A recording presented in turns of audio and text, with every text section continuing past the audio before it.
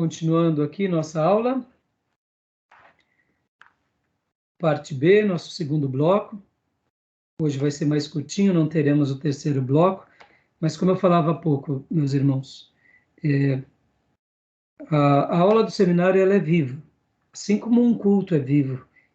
E esse ensino que eu acabei de passar para vocês de Filipenses 2, sobre Timóteo, que ele é uma pessoa que não busca os seus próprios interesses, é uma das lições, eu diria, mais lindas na perspectiva do pastorado e dos obreiros.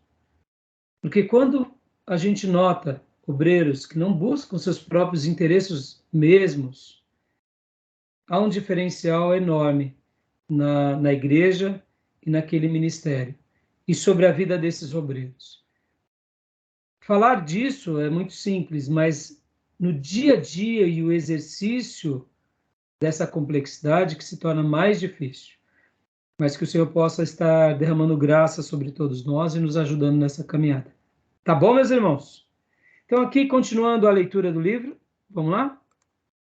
Felipe, tenha bondade, leia mais um pouco.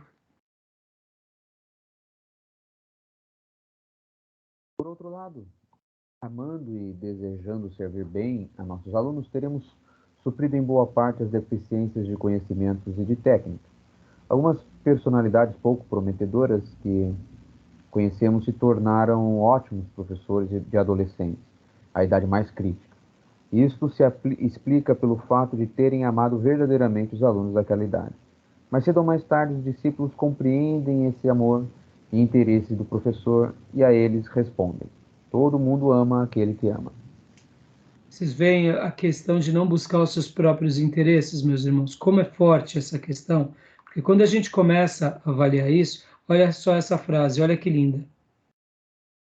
As questões das técnicas nós aprimoramos, a gente vai romper as deficiências, sejam elas de conhecimento, sejam elas técnicas, sejam elas até de compreensão com relação aos alunos. Mas aqueles pelo quais cuidamos, mais cedo ou mais tarde entenderão que o que fazemos, fazemos porque amamos. Não fazemos de forma, eu diria, como alguém que não gosta. A gente faz porque a gente ama. Então é muito interessante essa questão, né? O que vocês acharam dessa fala? Querem debater alguma coisa? É bem isso Quer... mesmo, eu vivenciei isso em sala de aula, né? Então, lidar com, no caso ele citou os adolescentes, né?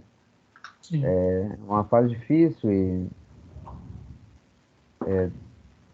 dando aula, no meu caso, como eu dava aula de eventual, então eu tinha um pouco mais de liberdade de ensinar algo que eu realmente gostava dentro da minha disciplina, né? Diferente do professor que ele pega a aula ou é um efetivo, ele tem que seguir a cartilha do Estado, né? Então, o professor eventual ele tinha uma certa flexibilidade de assuntos para Você era simplesmente o aluno. o professor que agradava a turma, né, Felipe? É, então eu trabalhava dentro de assuntos que eram importantes para eles, que eu sabia que era importante para o futuro deles, né? Principalmente para aqueles alunos que iriam passar por vestibular ou coisa do tipo. Então, você trabalha com um pouco mais de gosto, né? Então, com mais amor, né? E, e realmente depois, mais para frente, eles passam a compreender um pouco. Não todos, né? Mas alguns começam a compreender, começam a te procurar, começam a querer mais informação sobre determinado assunto, né? Mas o professor que está em sala de aula nos dias de hoje, olha, tem que ter muito amor, né? Sim, sim. E você, essa frase, todo o mundo ama aquele a que ama, né? Aquele que ama. No entanto, a gente sabe que muitas vezes essa questão até cultural, né, dos próprios alunos, eles não são recíprocos, né, com relação a, vamos dizer assim, só um minutinho, irmão, estou tocando meu telefone aqui, só um segundinho.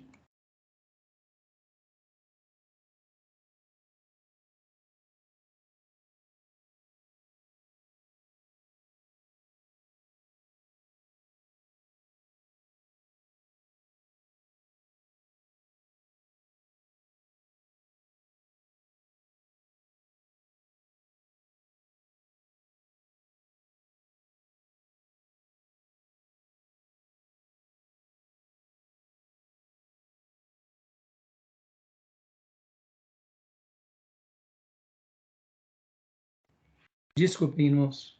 Voltando. Então, essa frase aqui, né? Todo mundo ama aquele que ama.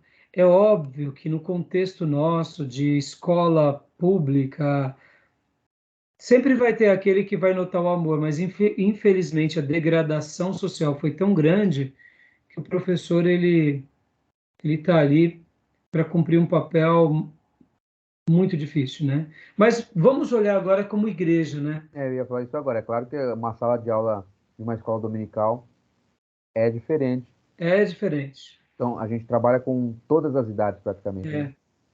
E aí onde entra o nicho também por ser diferente, né, Felipe? Porque todas as famílias que vão para a igreja, que se predispõem a ir para uma escola bíblica ou para um pequeno grupo, mesmo que a pessoa seja convidada, vá pela primeira vez, ela está consentindo com o quê? De que ela deseja aprender, de que ela deseja progredir. Já é diferente, por exemplo, de um outro ambiente. Podem ver uma coisa super interessante, irmãos. Eu tenho um material não, tenho um professor geopolítico, Rock, acho que vocês conhecem o professor Rock, já ouviram falar dele? Nas redes sociais ele é muito famoso, ele é um político, mas ele é professor, Rock. O nome dele é um nome diferente, é o acróstico de três nomes, é Reiki, ou não sei o que, C, mas é tudo nome estrangeiro, então é muito difícil de falar a pronúncia do nome dele, então ele é conhecido nas redes sociais como Professor Rock, H-O-C. Ele é político, não me recordo se é deputado federal, estadual, mas ele é... E ele, o que acontece? A formação dele é geopolítica, então agora nesses dias de conflitos e Rússia, Ucrânia. Então ele dá umas aulas fantásticas. E ele é de um conhecimento muito vasto, estudou lá fora, trabalhou na ONU. Então, olha só que interessante. O professor Roque, por exemplo, ele estava numa entrevista recentemente falando assim que ele estava dando aula nas faculdades pelo Nietzsche, e ali eu me senti muito privilegiado pelo que ele falou, porque ele falou assim, que coisa horrorosa, você está dando aula lá para não sei quantas pessoas, todo mundo some, você parece estar falando com a câmera sozinho. E aí eu pensei comigo, no seminário os alunos deixam a carinha, interage comigo, mas é porque é um ambiente diferente.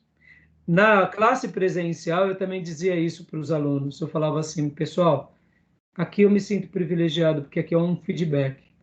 Quem vem para o seminário vem com o interesse de querer aprender para servir melhor a Deus. Pode até ter os seus próprios interesses, mas está com o desejo de aprender, está com o desejo de crescer. Pode ser até um pouco vaidoso, mas a motivação dele é Deus, é o Evangelho. Então, nós, nos seminários, temos um diferencial imenso, assim como na igreja. Mesmo que tenhamos ali alguns que não estão ainda, né, com tanta maturidade, é diferente, é diferente. As pessoas na igreja, elas têm uma outra visão, elas têm uma outra postura, elas têm uma outra cosmovisão. Então é totalmente diferente. Podem ver que raramente na igreja a gente vai estar num culto e as pessoas vão estar andando, falando, conversando, fazendo uma bagunça. Até porque não é do nosso feitio, não é do nosso network, não é do nosso nicho.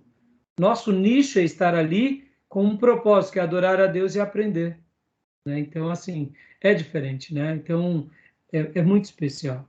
Mas isso se aplica para tudo na vida, mas eu sei que há uma complexidade, principalmente dependendo do setor, né? Por isso que a gente tem que amar, fazer com muito amor. Agora, Gil, leia para nós esse parágrafo, por gentileza.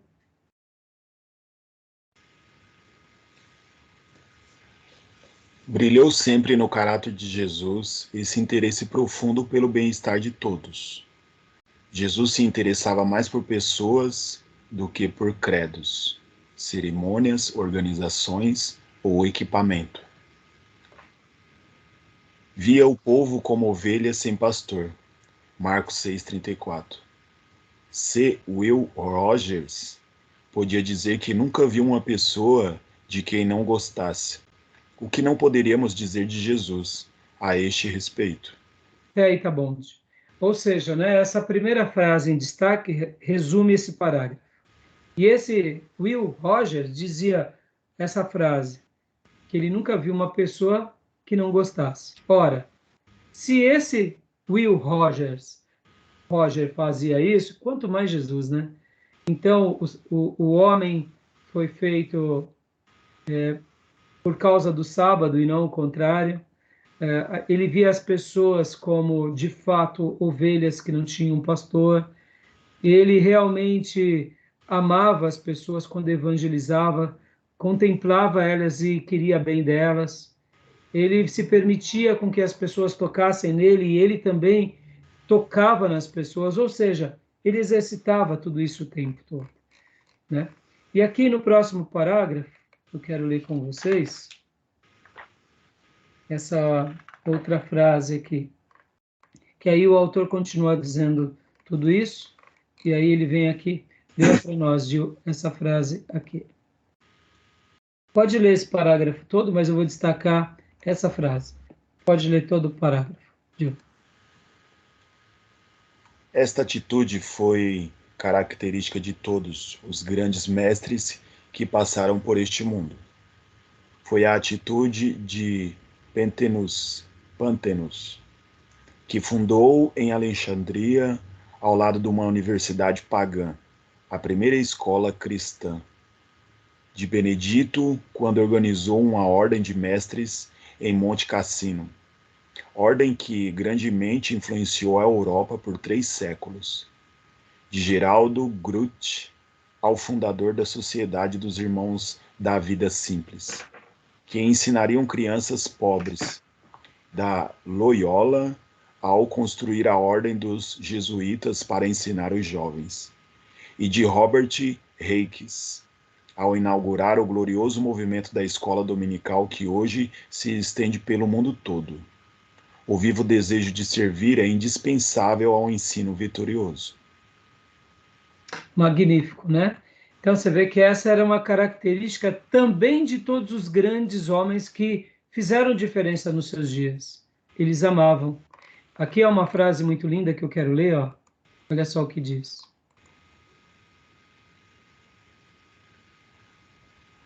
Aqui. Ele sempre amou a todos e se interessava vivamente por seus problemas. Ele encarnou e revelou todo o amor de Deus e se compadeceu dos homens por todos os seus males e padecimentos. O mestre não só se interessou pelos problemas humanos, mas sempre buscou fazer alguma coisa para solucioná-los. Fantástico, né, meus irmãos? Eu sei que jamais nós conseguiremos ser como Jesus, mas podem ver que Jesus, ele realmente ele ia até o cansado, até o sedento, até a prostituta, ele tinha tempo na agenda dele para o desvalido, ele tinha atenção para as crianças, para os perdidos, sejam eles pródigos, sejam eles jovens ricos, ou seja, como diz também aqui o autor, seu coração se derretia de simpatia por um mundo necessitado. Em suas mãos secundavam e espalhavam essa simpatia por meio de serviço e ajuda. Então, Jesus é essa pessoa que realmente faz a diferença no desejo intenso de servir, e a gente aprende que na história da humanidade, pessoas que também tiveram desejo de servir o seu próximo construíram obras lindas e escolas e movimentos, e assim será para sempre. Pode ver que esse fator poderoso, que é o desejo em servir, tem que ser inerente no coração daquele que está fazendo, porque senão não vinga, essa semente não vinga. Porque haverá muitas lutas e muitas dificuldades. Tá bom? Tudo bem até aí, meus irmãos? Tranquilo. Amém. Tranquilo. Então, Felipe, agora vamos lá? Vamos destacar algumas frases aqui, mas eu acho que essa parte também pode ler aqui. Quero já... Pode começar, filhote. Por favor. Tá. Jesus viu no ensino a gloriosa oportunidade de formar os ideais, as atitudes e a conduta do povo em geral. Ele não se distinguiu primeiramente como orador, como reformador, nem como chefe, sim como mestre. Vemos perfeitamente que ele não pertenceu à classe dos escribas e rabinos que interpretavam minuciosamente a lei. Não. Ele ensinou. De forma alguma se distinguiu ele como o agitador da massa popular.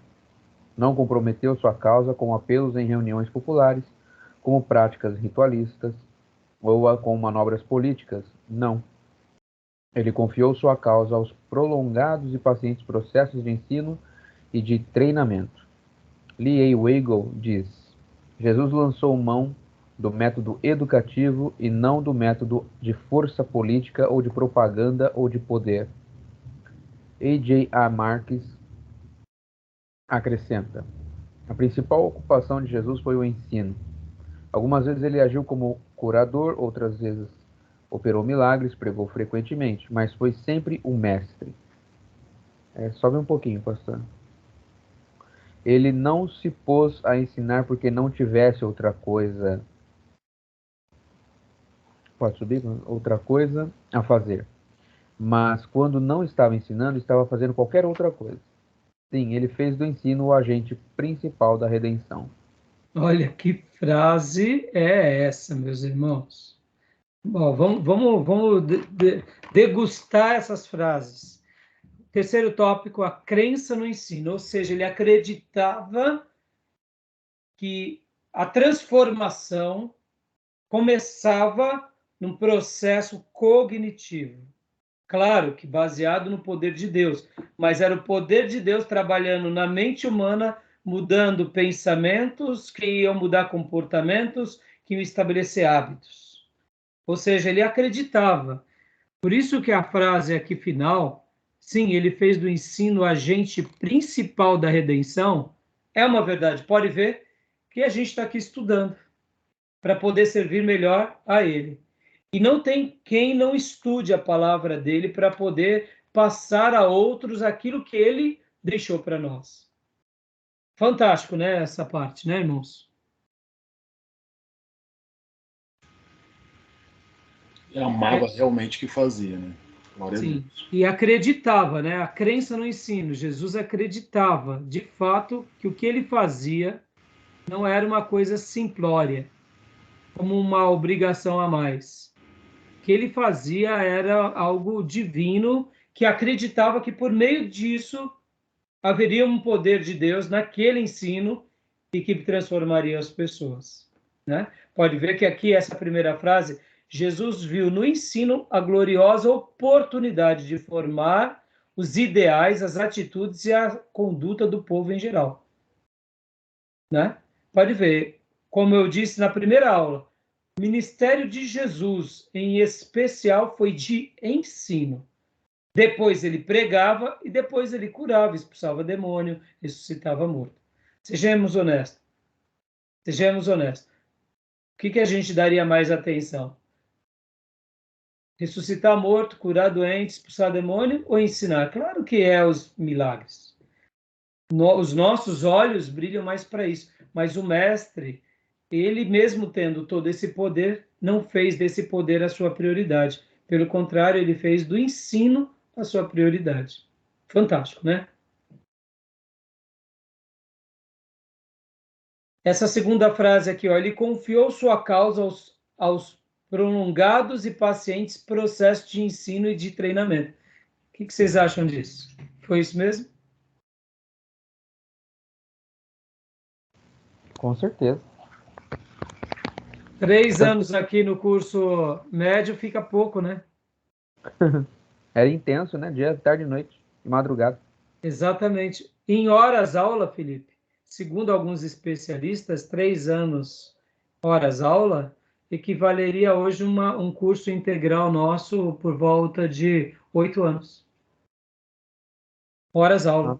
Medicina, né? Seria mais ou menos o que os apóstolos passaram com Jesus, seria equivalente a uma medicina integral hoje. Para estar pronto para fazer a obra. E aí, muitas vezes, a gente quer ser ministro micro-ondas. Está entendendo? como que a escola do mestre foi... Nós não vamos chegar hoje no capítulo 2 como eu desejava. No entanto, a gente vai chegar lá e a gente vai ver bastante coisas com relação a esse processo da construção no coração dos discípulos. Porque a gente tem que lembrar, só dando uma palhinha aqui, a gente tem que lembrar de uma forma bem clara quais eram as características daquele que Jesus chama para perto dele. Porque tem hora que a gente se sente muito pequeno. Mas a gente tem que lembrar que João e Tiago eram chamados filhos do trovão. E quando vieram os samaritanos, eles disseram: Senhor, quer que oremos para que venha fogo dos céus? O que eles estavam dizendo assim: Senhor, a gente pode orar para matar esses caras que nem fez o profeta? É isso.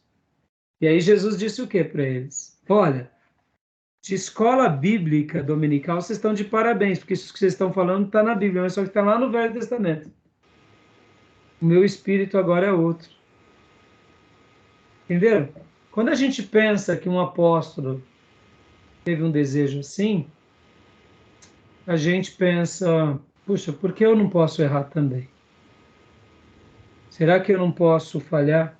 Será que eu não posso também cometer um deslize? Pode. Por quê? Porque a gente é falho nisso.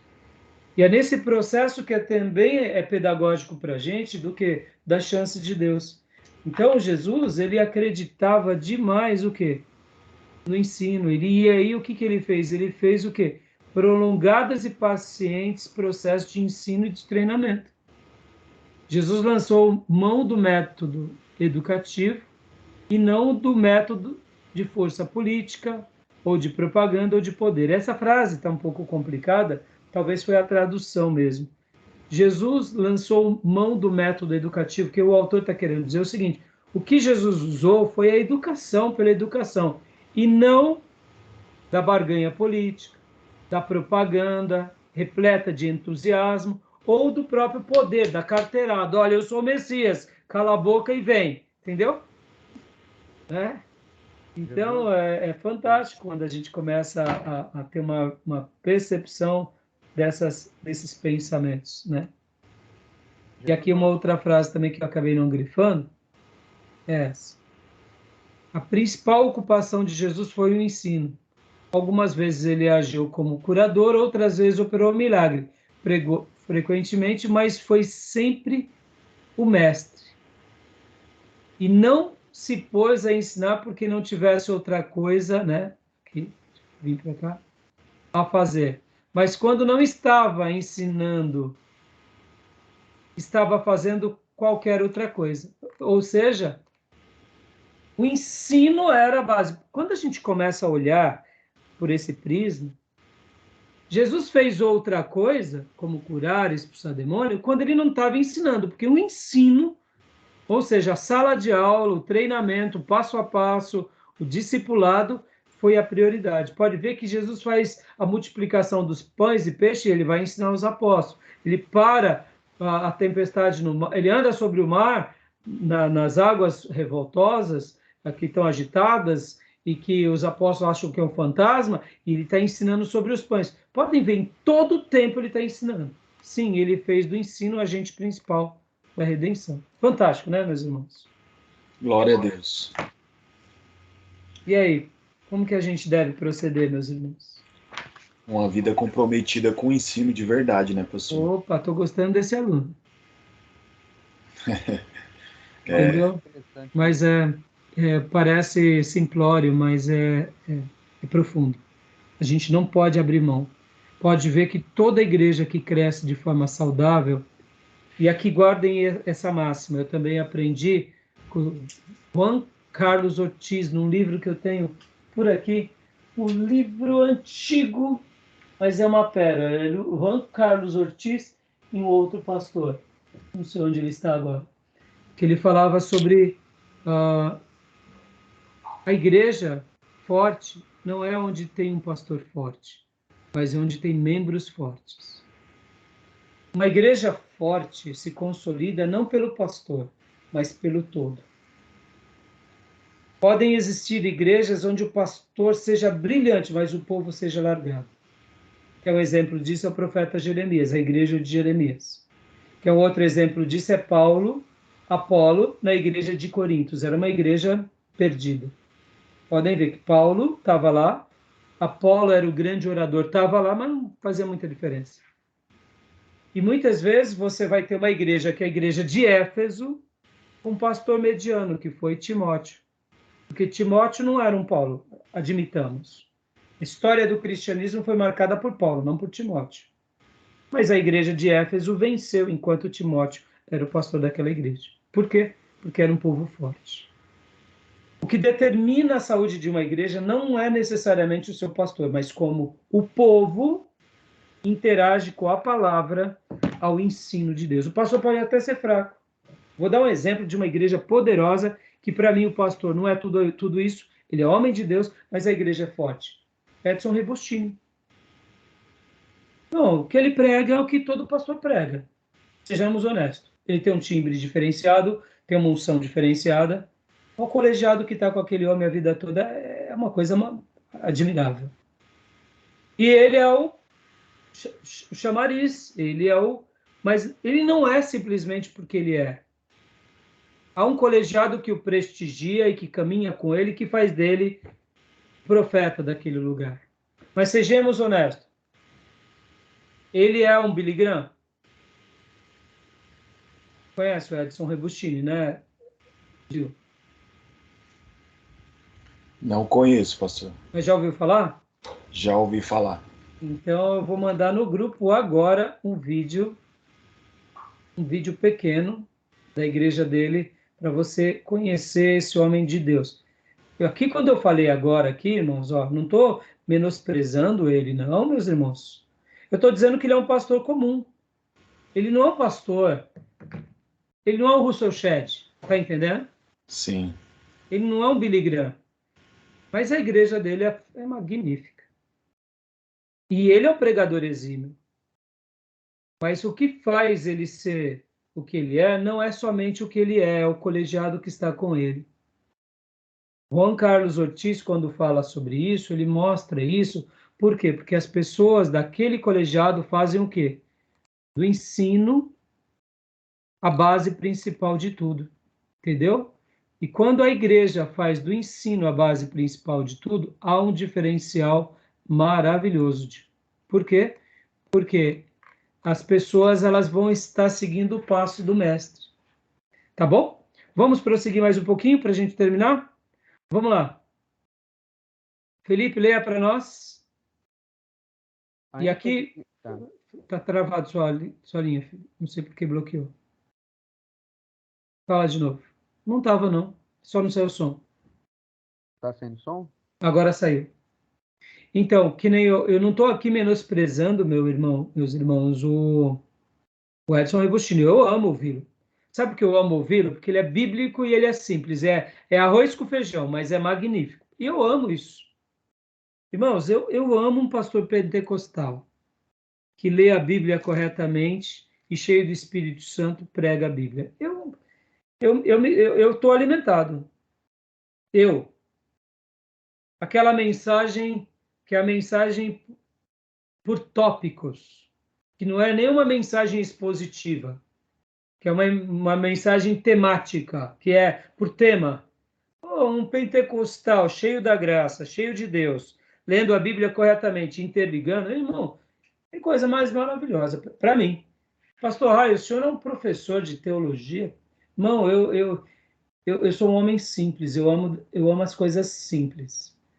Eu gosto do rebuscado, eu gosto dos filósofos, eu gosto dos Sheds da vida, eu gosto dos Billy Graham, mas eu me agrado da irmã que ora com unção, entendeu? Então, o Edson Rebustini, esse pastor que eu não estou falando aqui, eu estou usando ele como uma referência, porque a igreja dele é uma referência no Brasil. Mas quando foi? Essa foi sempre, irmãos. Sempre foi. O colegiado que está com ele. Por que eu estou falando isso, irmãos? Existe um outro pastor que é chamado Armando Bispo. Ele é de uma igreja lá em Fortaleza.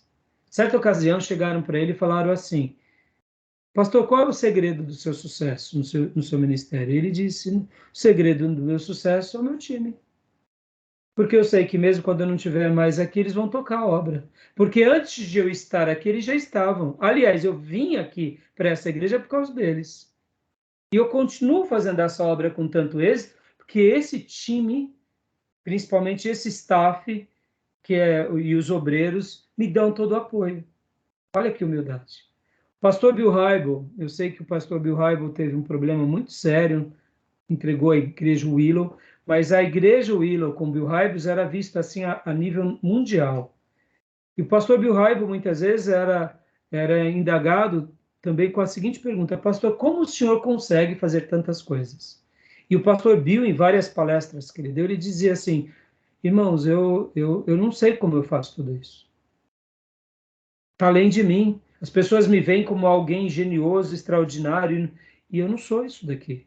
A única coisa é que eu comecei essa igreja com uns amigos, eram amigos universitários de famílias nobres, então a educação básica não precisei passar para eles, porque eles já eram muito elevados, convertidos doadores, e juntos nos unimos e estamos construindo tudo isso aqui por causa do time, e não por causa de mim. Tanto é que ele teve umas quedas, e aí parece que foram denúncias e não foram comprovadas, foram algumas coisas assim, ficou muito mal resolvido. O que ele fez? Ele entregou ao Willow, e a Willow continua caminhando, e ele hoje talvez é um membro lá.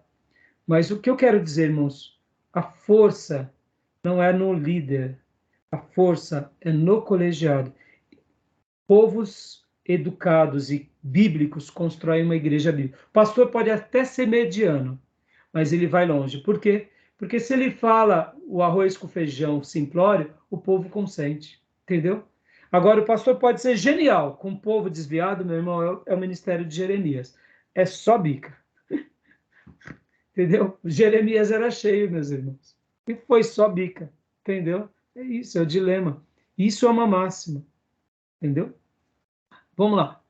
Felipe, leia para nós, para a gente concluir aqui. Eu vou só pôr os pontos principais, tá? Para você ler.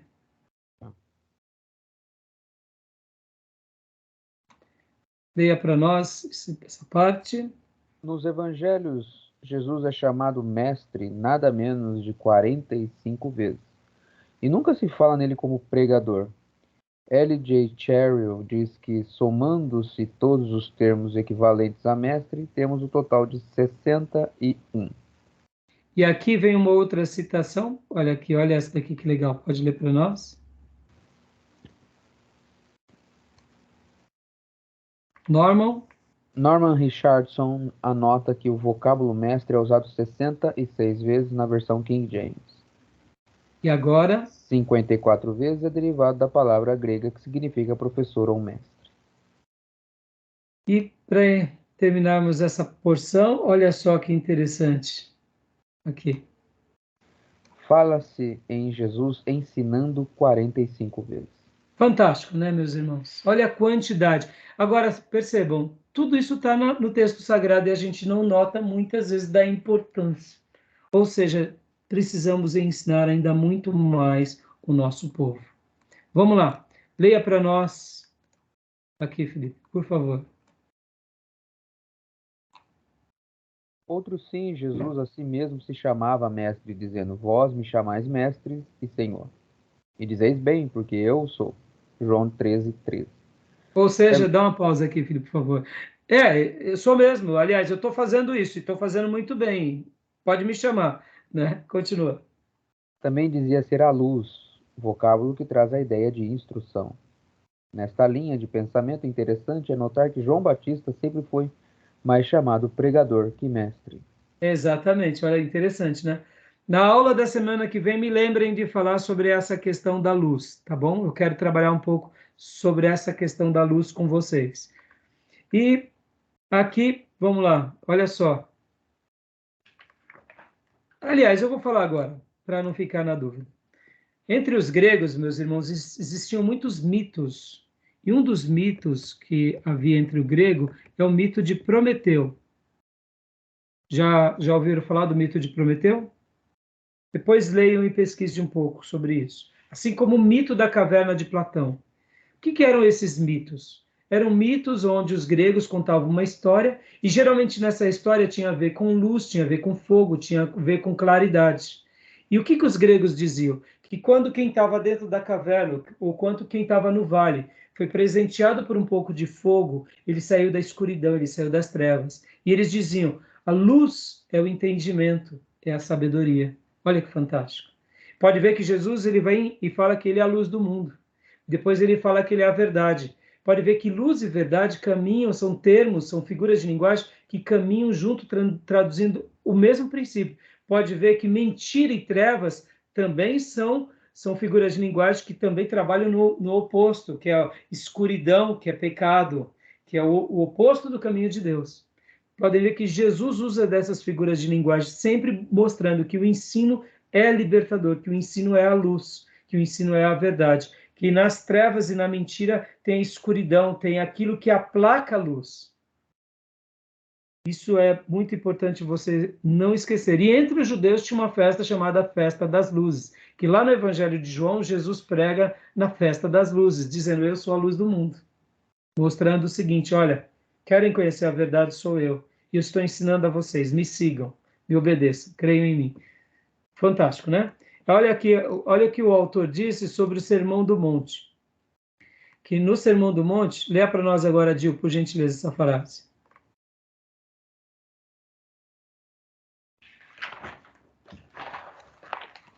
Ok. A expressão Sermão do Monte não é usada pelos escritores do Novo Testamento.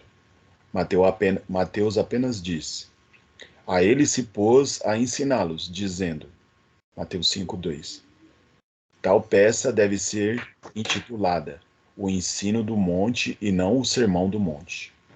Você acredita que isso daqui é a mais profunda verdade? E eu aprendi lendo com esse autor. E realmente totalmente coerente, não é o Sermão do Monte, é o ensino do monte, né? Não é verdade? Porque o que ele fez ali? Ele deu o maior ensino, ele fez uma síntese. Foi uma Deixa eu aula. até ensinar uma coisa aqui para vocês. João 3,16 é o coração da Bíblia. Porque Deus amou o mundo de tal maneira que deu seu Filho unigênito para que todo aquele que nele crê não pereça, mas tenha a vida eterna. João 3,16 é o coração da Bíblia, é a alma da Bíblia. Mas o Sermão do Monte é a coluna vertebral da Bíblia. Pode ver que todos os ensinos do Velho Testamento e do Novo Testamento estão harmoniosamente entranhados no Sermão do Monte, que não é o Sermão do Monte, que é o ensino do monte, ou como o nosso querido irmão chama, o ensino do monte ou da montanha, né? O ensino do monte, como ele chama, né? Fantástico, não, irmãos? Muito Fantástico. Fantástico. E aqui, para a gente encerrar, pode ler para nós esse parágrafo todinho, e aí a gente vai estar encerrando aqui. Ele preparou um grupo de mestres para que levassem avante a sua obra. No decorrer dos últimos dias de sua trabalhosa vida, ele se dedicou ao ensino e preparo do pequeno grupo de discípulos que ele se agregara. Deixa eu dar uma pausa aqui. Certa ocasião, eu estava numa palestra de líderes e o líder principal perguntou: quando um líder está desenvolvendo o máximo do seu potencial? Aí os pastores e os líderes começaram a argumentar várias coisas e depois ele disse assim: sabe quando um líder está desenvolvendo o máximo do seu potencial? Não é quando ele está ganhando muitas pessoas, não é quando ele está ganhando muitos recursos, não é quando ele está ampliando as suas estacas financeiras, abrindo muitas frentes de trabalho, ou seja, igrejas. O líder está desenvolvendo o máximo do seu potencial quando ele forma outros líderes que irá substituí-lo. Olha que fantástico. Pode ver que Jesus dedicou 3 anos e meio da sua vida formando 12, que junto com esses 12 tinha um colegiado de 120 para apoiá-los. São 12 líderes e mais esses 12 líderes, 108 obreiros, sendo homens, mulheres e crianças. Concorda? A igreja era formada de 120, 12 principais, mas então Jesus dedicou. Quando um líder está desenvolvendo o máximo do seu potencial, ele está educando outros. Para quê? Para que esses outros sejam preparados para se multiplicar e fazer a obra. Fantástico, não é, irmãos? Guarda isso no seu coração, né? Porque essa é uma outra máxima poderosa para a nossa vida. Tá bom? Vamos lá. Continuando. E ele os enviou aos confins da terra para que fizessem discípulos, para que matriculassem na escola de Cristo, a batizá-los uma ordenança educadora e instituí-los na observância de todas as coisas que lhe tinha mandado. Mateus 28, 19 ao 20. Jesus cria muito e muito no ensino. Cria muito e muito no ensino. Requisito este indispensável a qualquer professor. Ele se dedicou ao ensino e sempre se dignificou tal vocação. A maior glória da profissão do mestre está no fato de haver Jesus Cristo escolhido ser mestre, quando se viu face a face com aquilo que tinha a realizar na vida. George H. Palmer percebeu bem este espírito, quando assim expressou: creio tanto no ensino que, se necessário fosse, pagaria pelo privilégio de ser mestre, em vez de receber algo por ensinar. Frase maravilhosa, né? Eu acredito tanto que eu pagaria, mas eu recebo, né? E aqui Jesus acreditava tanto no ensino multiplicador que aqui estamos, irmãos. Aqui estamos. Podem ver que a igreja é vencedora porque ele acreditou nisso, e pode ver que, indiferente se alguns são vaidosos, e aí onde disse para vocês na aula passada, no bloco passado, que eu aprendi. Pastor, e quando você encontra uma pessoa que é vaidosa, que é orgulhosa, que é repleta de vanglória, que está fazendo a obra de Deus? Antigamente eu poderia até tentar impedi-lo, mas depois que Deus me ensinou, o que ele me ensinou? Não deixe que pregue o evangelho, porque eu não sou juiz, eu também sou pregador. Se ele não consegue se autoavaliar, Deus o fará. Se eu tiver a competência e o privilégio de ajudá-lo, eu vou. Mas se eu tentei e não consegui, fiz o meu papel. Porque Jesus acreditava no ensino e nesse ensino multiplicador, e aqui estamos quase 2000 anos depois. Fruto do ensino multiplicador do Mestre. Amém, meus irmãos? E semana que vem a gente dá continuação aqui a partir do 4º ponto, que é o conhecimento das Escrituras. Beleza? Querem comentar alguma coisa? Só uma coisa interessante em relação a Cristo é que se a gente pegar uma figura de linguagem, por exemplo, o que a gente mais gostava, por exemplo, eu, quando seja na escola ou na faculdade, geralmente na faculdade, quando iríamos fazer um experimento em um laboratório e ver aquele experimento, o resultado daquele experimento acontecer na nossa frente, geralmente isso a gente vê muito em experimentos químicos, né? Se você misturar isso com aquilo, dá isso. E ver aquilo acontecer era muito interessante. E Jesus, ele era a aplicação daquilo que Deus ensinou a Israel no Antigo Testamento do que aconteceria, né? Jesus, ele ensinava mostrando, olha, daquela forma que foi ensinado aos antepassados, aquilo que ainda era sombra, veja, eu sou isso, aquilo que era para ser feito sou eu. É dessa forma que tinha que ser. Por isso nós somos justificados por ele, né? Porque, tá vendo? Era assim que vocês tinham que agir. Então, Jesus, por isso que o ensino de Jesus era diferente dos escribas, porque Jesus mostrava a aplicação daquilo que era ensinado. É a mesma coisa você pegar um ensino e só ensinar a teoria. Jesus, ele pegava a teoria e falava, a prática é essa. E ele dava aula viva, né, mostrando, e deu a maior aula na cruz, né, Felipe, por nós. Parabéns, muito bem colocado, e é encantador quando a gente pensa assim, E é desafiador, porque ele chamou pecadores como os apóstolos, Maria Madalena, e aqui estamos como pecadores na escola do Mestre, aprendendo com ele e tentando replicar o que ele nos passou para formarmos novas pessoas também de forma prática, né? E muito bem colocado, muito bem. Ele é o laboratório vivo do Pai. Ele é. Né? E é o cientista do Pai, é o poder do Pai. E é o nosso Salvador. Graças a Deus. Amém, meus irmãos? Amém. Continuemos orando pelo nosso querido pastor Johnny, né, que foi fazer o teste do exame do Covid, e que Deus dê a ele graça para que não seja nada, que ele e a família dele, assim como você, Gil, estava com ele, né, no sábado, e nós sejamos protegidos de todo mal, e que aquele que é o laboratório vivo de Deus, né, Felipe, que é o nosso Emanuel, nosso doutor por excelência, o Deus que nos cura, continue estendendo as suas mãos e nos curando e nos ajudando nesse caminho de crescimento intelectual para servi-lo melhor com o nosso coração, com o nosso espírito, com a nossa alma, expandindo o reino dele. Tá bom, meus irmãos? Amém. Tudo bem? Sim, pastor. Alguma dúvida? Não. Como eu disse, essa aula é muito gostosa, é muito agradável. E o restante dessa apostila vai ser muito mais gostoso, porque também a gente vai fazer algumas discussões em classe e vamos entrar para a próxima e que Deus continue derramando sua graça sobre nós. Tá bom? Até a terça que vem. Felipe, então a gente se vê depois. Bom trabalho amanhã, filhote. Obrigado. E que Deus continue cuidando de nós e nos abençoe. Amém. Paz de Deus. Boa Graça noite. e paz. Fiquem com Deus. Graça e paz. Boa noite. Boa noite.